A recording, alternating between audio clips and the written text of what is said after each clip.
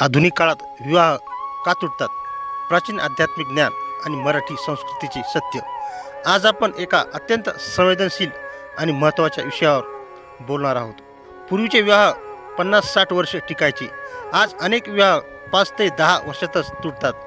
पूर्वी लोक गरीब होते पण नाती श्रीमंत होती. आज लोक श्रीमंत झाले पण नाती गरीब झाली. प्रश्न असा नाही की काळ बदलला, प्रश्न असा आहे की आपण मूल्य विसरलो का? आपल्या संस्कृतीत विवाह हा फक्त करार नव्हता, तो एक संस्कार होता. तो 2 शरीरांचा नाही तर 2 आत्म्याचा मिलाप होता. एक विवाह म्हणजे फक्त प्रेम नाही, तो एक धर्म आहे. आज अनेक लोक विवाहाला फक्त प्रेम आणि आकर्षण मानतात, पण आपल्या परंपरेत विवाह म्हणजे कर्तव्य आहे. प्रेम बदलू शकतं, भावना बदलू शकतात, पण कर्तव्य बदलत नाही. दृष्टांत: दीप आणि तेल. एक दीप जळतो कारण त्यात तेल असतं. जर तेल संपलं तर प्रकाश विझतो. प्रेम हा प्रकाश आहे, पण कर्तव्य हे तेल आहे. कर्तव्य नसेल तर प्रेम टिकत नाही. 2. संयम. हरवला की नातं कुमकुवत होतं. पूर्वी लोक संयमी होते. राग आला तरी शांत राहायचे. आज लोक लगेच प्रतिक्रिया देतात. एक कठोर शब्द, एक चुकीचा निर्णय आणि नातं तुटतं. दृष्टांत: धनुष्य आणि बाण. धनुष्य जास्त ताणलं तर तुटतं, पण योग्य ताण दिला तर लक्ष्य गाठतं. तसंच नातं आहे. संयम म्हणजे योग्य संतुलन. 3. अहंकार हा नात्याचा सर्वात मोठा शत्रू आहे. आज अनेक विवाह अहंकारामुळे तुटतात. मी का माफी मागू, मी का झुकू? पण सत्य हे आहे, जो झुकतो तोच नातं वाचवतो. दृष्टांत: झाड आणि वादळ. वादळात कठीण झाड तुटतं, पण लवचिक झाड वाचतं. जो माणूस लवचिक असतो त्याचं नातं टिकतं. 4. सप्तपदीचे खरे अर्थ विसरले गेले. विवाहात घेतलेली 7 पावले ही फक्त परंपरा नाहीत, ती 7 वचने आहेत. 1. एकमेकाची साथ देणे. 2. अन्न आणि जीवनाची जबाबदारी.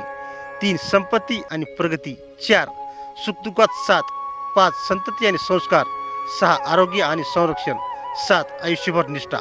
आज लोक वचने घेतात पण त्याचा अर्थ समजून घेत नाहीत. 5. आध्यात्मिकतेचा अभाव. पूर्वी घरात पूजा, नामस्मरण, संस्कार होते. आज घरात फक्त मोबाईल आणि टीव्ही आहे. जे घर देव विसरतं ते घर शांतता हरवतं. दृष्टांत: मूळ आणि झाड. झाडांची मुळे दिसत नाहीत, पण तीच झाडाला जिवंत ठेवतात. आध्यात्मिकता ही नात्याची मुळे आहेत. 6. अपेक्षा वाढल्या, सहनशीलता कमी झाली. आज प्रत्येकाला परिपूर्ण जोडीदार हवा आहे, पण स्वतः परिपूर्ण होण्याचा प्रयत्न कमी आहे. पूर्वी लोक म्हणायचे, मी नातं टिकवेन. आज लोक म्हणतात, हे नातं मला आनंद देत नाही.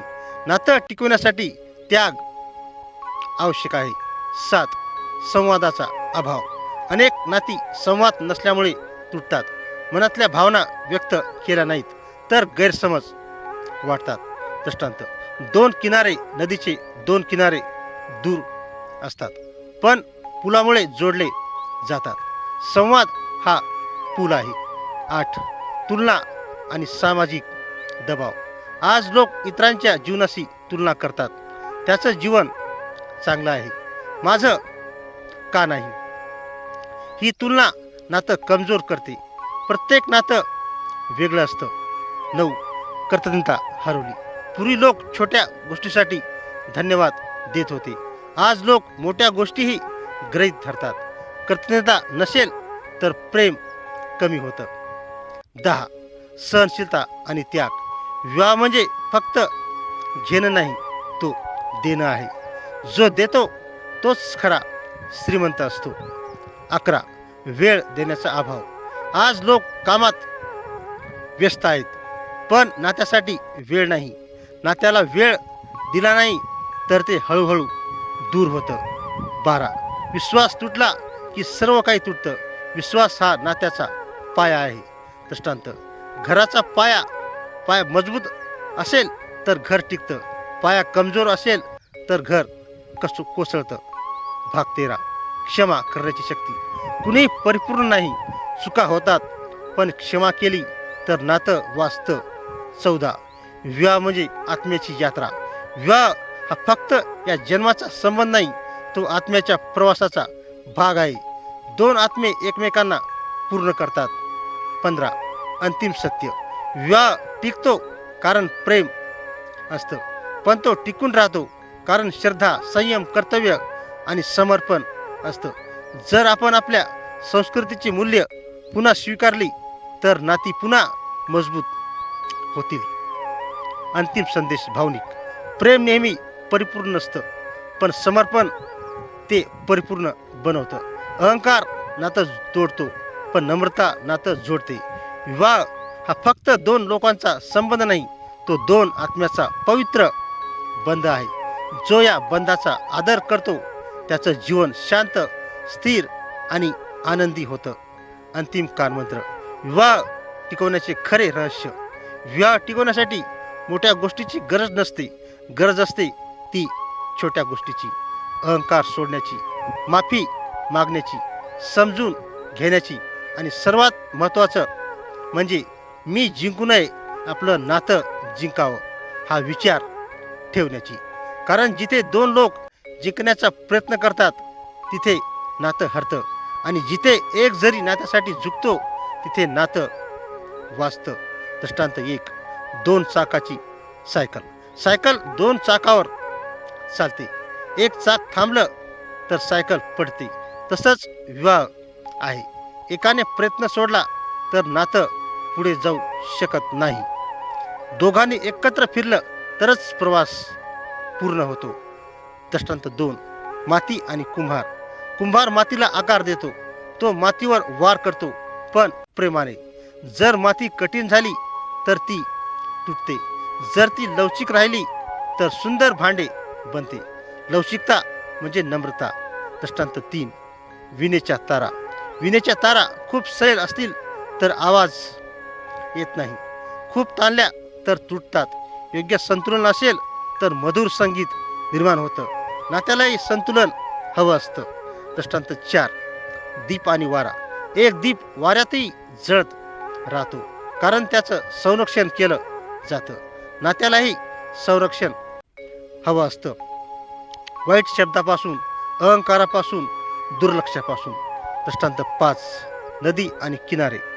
नदी दोन्ही किनाऱ्यामुळे वाहते.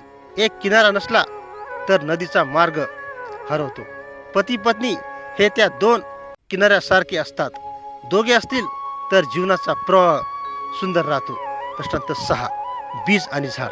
एक बीज जमिनीत पुरलं जातं, ते अंधार सहन करतं, पाऊस सहन करतं, पण एक दिवस ते मोठं झाड बनतं.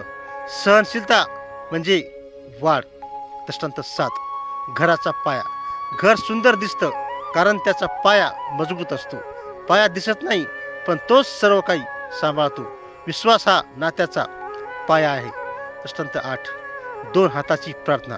एक हाताने टाळी वाजत नाही, प्रार्थनाही 2 हात जोडल्यावरच पूर्ण होते.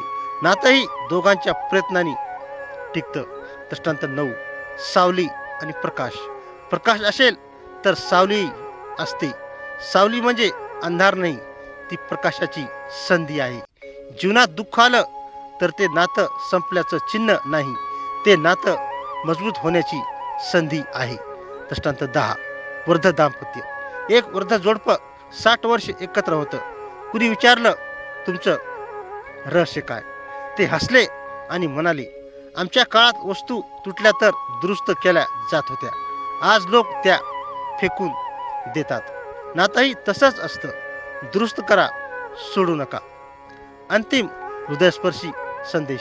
प्रेम नेहमी सोपं नसतं. कधी ते परीक्षा घेतं, कधी ते अश्रू आणतं, पण जो माणूस नात्याचा हात सोडत नाही तो शेवटी आनंदाचा हात धरतो. लक्षात ठेवा, परिपूर्ण माणूस शोधू नका. ज्याच्यासोबत अपूर्ण राहूनही शांतता मिळते तोच योग्य असतो. आणि अंतिम कानमंत्र. अहंकार जपला तर नातं तुटेल, पण नातं जपलं तर आयुष्य सुंदर होईल. धन्यवाद मित्रांनो. कथा आवडल्यास नक्कीच शेअर करा आणि चॅनलला सबस्क्राईब करा. जय सियाराम.